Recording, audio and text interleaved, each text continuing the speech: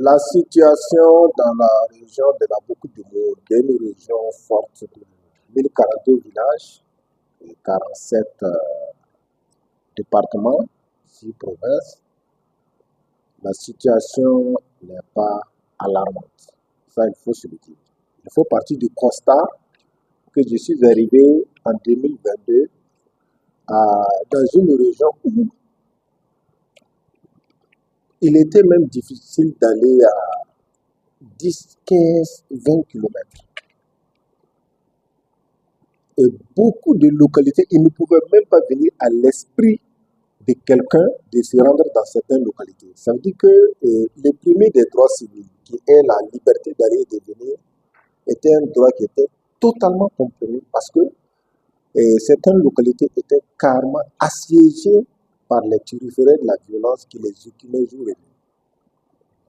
Et devant moi, je suis témoin oculaire de ça, j'ai pu observer qu'avec célérité, il y a eu un déploiement de force et de logistique pour régler la question du maillage du territoire régional.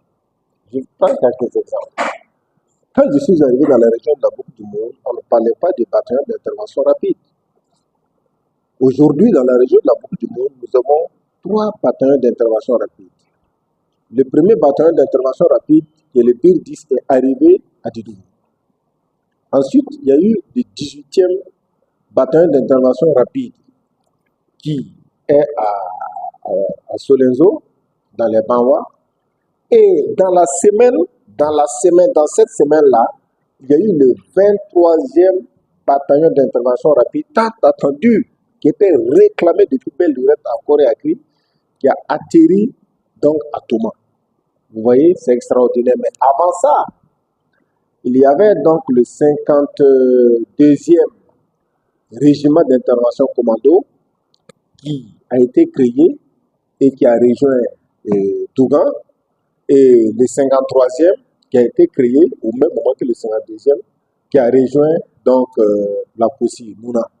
Donc avec les groupements d'unités mobiles d'intervention et les unités mobiles d'intervention, et par exemple, quand vous regardez dans la Boucle du Moun, ici, il n'y avait pas de région militaire.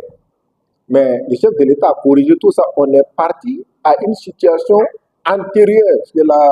On avait 6 régions militaires. À l'époque, bon, il y a eu des suppressions et tout, mais on est reparti à la situation antérieure. Donc, Didoubou est redevenu la 5e région militaire et partant la 5e légion de gendarmerie. Donc, tout ça, ce sont des innovations qui permettent de corriger des insuffisances majeures et de prendre en charge véritablement la question de la sécurité. Donc, vous verrez quand nous allons aller sur le plan humanitaire, vous comprendrez pourquoi il était important donc d'apporter ces corrections et de déployer toutes ces forces-là sur l'ensemble du territoire régional.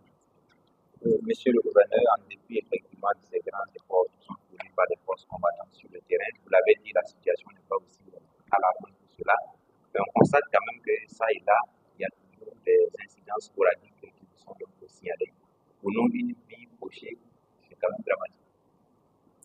Moi, je suis parfaitement d'accord avec vous sur cette question. Par endroit, il y a des poches de sécurité. Pourquoi il y a des poches de sécurité? Parce que nous avons affaire à un ennemi particulier. Nous avons affaire à un ennemi atypique. Ce n'est pas un ennemi comme les autres.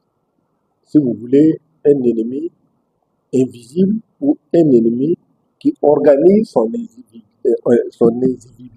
invisibilité. En fait, c'est ça le sujet. Vous avez des gens qui sont là et qui sont capables, qui sont en civil. Vous voyez, ils sont en civil. Ils sont en civil, comme nos frères, comme nos soeurs, qui sont dans leur champ, etc., etc. Donc, ce n'est pas facile de savoir que ces gens sont les turiféraires de la violence et les terroristes. Ça, c'est le premier point. Deuxième point, ils sont extrêmement mobiles. Quelqu'un peut quitter Fada aujourd'hui et à l'aide d'une moto, avec des chemins comme ça qu'il se ferait, il se retrouve à Banfora et parcourir des kilomètres et des kilomètres. Mais en dehors de ça, Le sujet, ce que c'est quoi? C'est la perfidie. Le fait d'être capable même de se trouver des uniformes des forces régaliennes, des forces régulières, des forces combattantes et de chercher à s'identifier à l'ennemi pour pouvoir faire le maximum de mal, atteindre sa cible.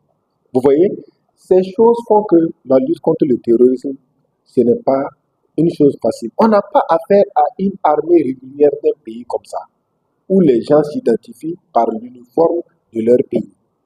Et les gens se voient, ça rend les combats faciles. Vous voyez? Mais on a affaire à un ennemi atypique. Et c'est ça qui fait que il continue d'écumer certains hameaux de culture et de circuler. Mais je crois que demain nous réserve des jours meilleurs en matière de lutte contre le terrorisme.